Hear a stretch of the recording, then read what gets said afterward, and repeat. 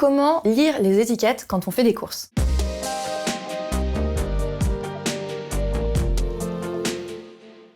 Je m'appelle Alexa Gornu, je suis coach holistique, experte en physiologie féminine. J'accompagne à la fois sur le sport, la nutrition et le bien-être. Aujourd'hui, je te propose de te montrer comment est-ce que je lis les étiquettes quand je fais mes courses. Donc, je t'ai sélectionné 2 aliments. Donc là, on est sur des aliments, donc des soupes, des moulinets plus exactement. On va pouvoir analyser ensemble les étiquettes et je vais te montrer dans quel ordre je les regarde et comment je les analyse. Le fait d'avoir pris 2 aliments assez similaires, ça te permet aussi de voir comment je les compare et si je dois faire un choix entre les 2 nutritionnellement, lequel je vais choisir et pourquoi. Donc c'est parti. La première chose que je regarde, ça va être la liste des ingrédients. Tout simplement parce que ce qui m'intéresse, c'est de savoir qu'est-ce que je vais réellement mettre dans mon corps en termes d'ingrédients. Donc pour le premier, où on est sur un moulinet de légumes verts, on va avoir 50% de légumes, dont 34% de légumes verts.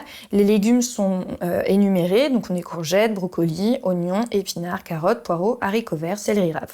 Donc là, honnêtement, voilà, 50%, c'est plutôt bien pour un aliment qui est transformé. Ensuite, le reste, ça va être de l'eau, de l'huile d'olive extra vierge, sel, thym. Jusque-là, tout va bien, puisque c'est des aliments que moi-même j'aurais mis dans ma soupe. Et ensuite, on a du livèche en poudre, marjolaine. Et là, pour le coup, eh bien, c'est des aliments, même s'ils sont issus de l'agriculture biologique, sont des aliments qui sont transformés et qui, du coup, ne sont pas forcément très sains. Et si je l'avais fait maison, il n'y en aurait pas. Et puis ensuite, du poivre. Mais clairement, quand on lit la liste des ingrédients, on voit qu'on est quand même sur une bonne base d'aliments qui sont donc à plus de 50% au final d'origine naturelle, puisqu'il y a quand même l'eau. Alors, ils mettent pas la quantité d'eau qui a été exactement mise, donc on n'a pas réellement une idée.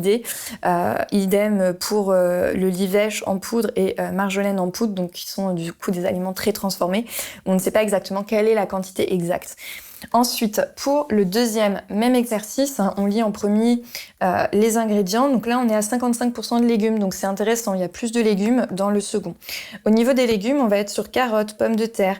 Donc là, je me dis, ok, c'est des légumes qui déjà sont moulinés, mixés sous format de liquide, et la pomme de terre et les carottes sont du coup des légumes à index glycémique très élevé. Il y a beaucoup de sucre dedans. Donc je me dis, bon, attention, parce qu'au final, sur les 55% de légumes, c'est quand même principalement des légumes très riches en glucides. Ensuite, il y a du céleri rave, des oignons, choux-fleurs, poireaux, haricots verts.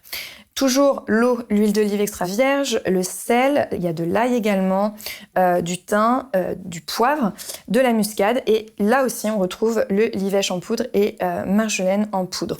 Donc on est déjà juste sur la liste des ingrédients. Moi je pencherais plutôt pour celui-ci qui est avec du coup des légumes qui sont à la base avec un index glycémique qui est plus bas et l'intérêt de ça c'est que du coup il y a moins de risque d'avoir une absorption des sucres, surtout quand c'est dans un état comme ça liquide où du coup les fibres ont été mixées. Si jamais vous avez des questions sur l'index glycémique exactement, eh bien je vous invite à regarder la vidéo où j'ai tout expliqué, ça vous permettra d'être beaucoup plus à l'aise avec ce terme. Ensuite, deuxième chose que je regarde, ça va être eh bien les macronutriments. Là aussi, si vous avez des questions sur qu'est-ce qu'un macronutriment et qu'est-ce que ça apporte au corps, pourquoi c'est indispensable pour la santé, j'ai fait une vidéo sur le sujet, donc je vous invite à la regarder.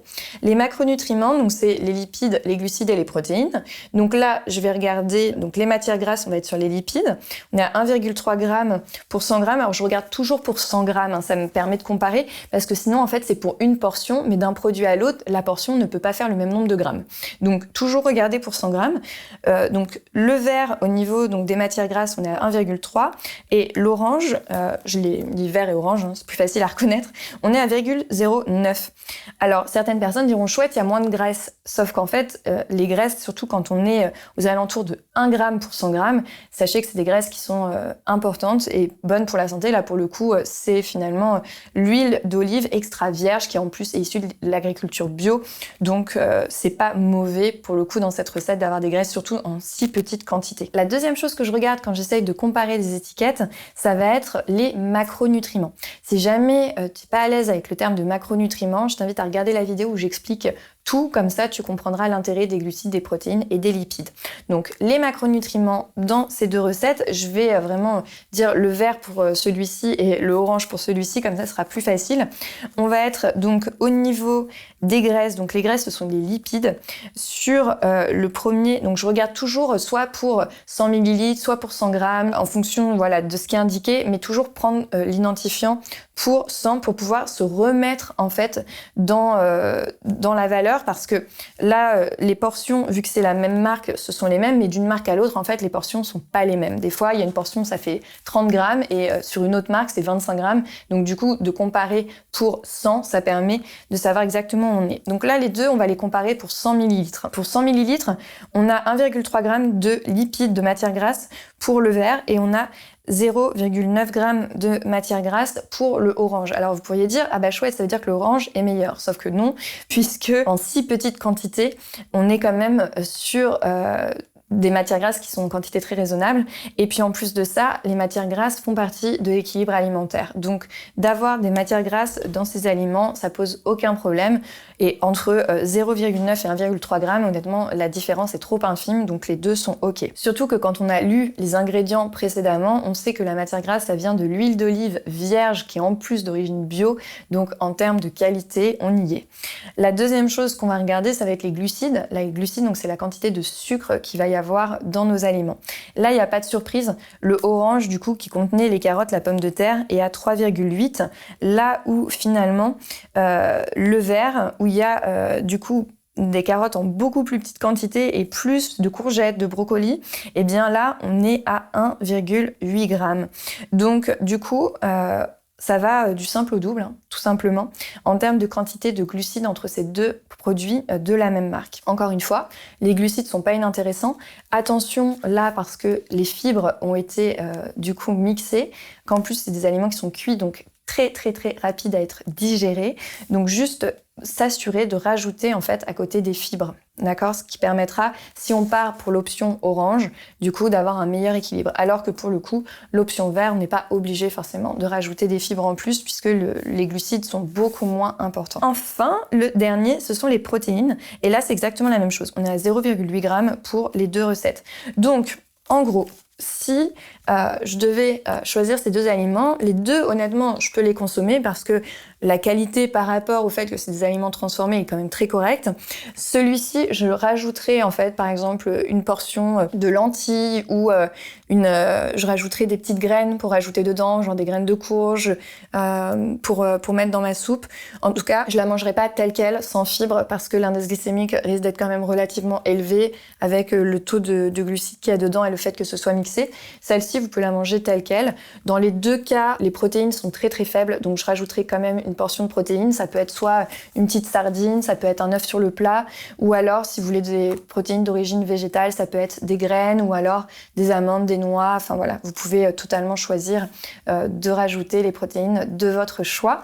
J'espère que cette lecture des étiquettes vous aidera à faire vos choix quand vous ferez les courses. Allez-y vraiment dans cet ordre-là. D'abord, lisez la liste des ingrédients, puisque moins d'ingrédients transformés, mieux c'est. Et en deuxième, lisez les macronutriments pour voir est-ce qu'il y a plus de sucre, plus de graisse, plus de protéines, quelle est la répartition d'un aliment vis-à-vis de l'autre pour voir si vous allez pouvoir ensuite équilibrer votre bol alimentaire. Si vous avez des questions, n'hésitez pas. Si vous vous intéressez à l'équilibre de votre assiette et que vous avez envie d'aller encore plus loin, je vous invite à télécharger mon pack découverte. Dedans, il y a un e-book qui vous explique tout sur les bases de l'alimentation santé, et vous avez également un guide des macronutriments qui vous permettra de connaître les quantités de glucides, lipides et protéines dans chaque ingrédient pour pouvoir composer vous-même vos assiettes équilibrées et nutritives tout en vous faisant plaisir. Le lien est dans la description de cette vidéo. Et puis, je vous dis à très bientôt. N'oubliez pas de vous abonner à la chaîne pour être alerté dès qu'il y aura une nouvelle publication. À très vite!